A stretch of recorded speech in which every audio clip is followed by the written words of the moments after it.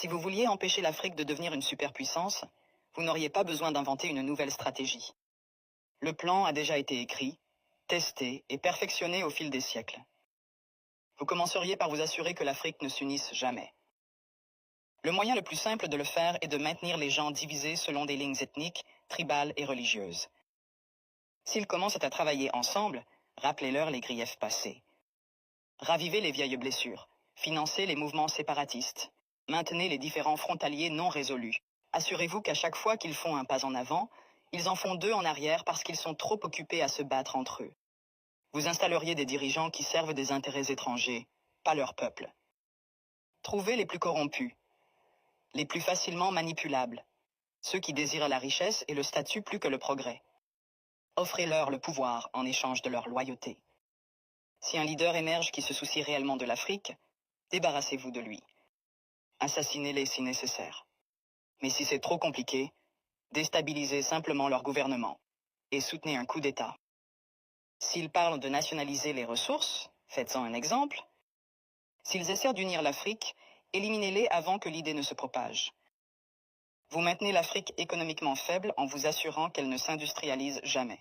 Laissez-les exporter des matières premières, mais ne les laissez jamais les transformer eux-mêmes. Contrôlez les mines, les champs pétrolifères, les minéraux rares. Gardez-les à vendre à bas prix et à acheter cher. Si un pays essaie de se libérer et de construire ses propres industries, sabotez-le. Imposez des sanctions, déstabilisez sa monnaie. Financez l'opposition locale, faites s'effondrer son économie. Si cela ne fonctionne pas, orchestrez une guerre civile. Les gens ne peuvent pas construire quand ils sont trop occupés à essayer de survivre.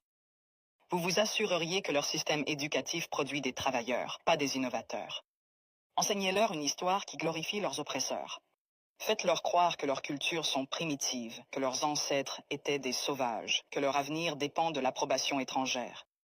Entraînez-les à mémoriser, pas à penser de manière critique.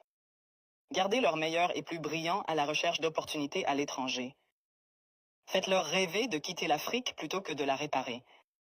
Offrez des bourses qui emmènent leurs esprits les plus brillants vers l'Occident et ne les encouragez jamais à revenir.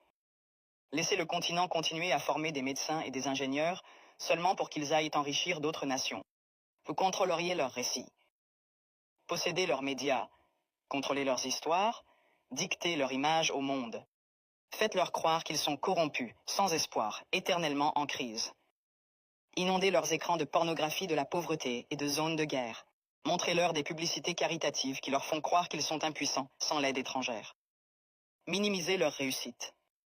Transformez leur victoire en incidents isolés.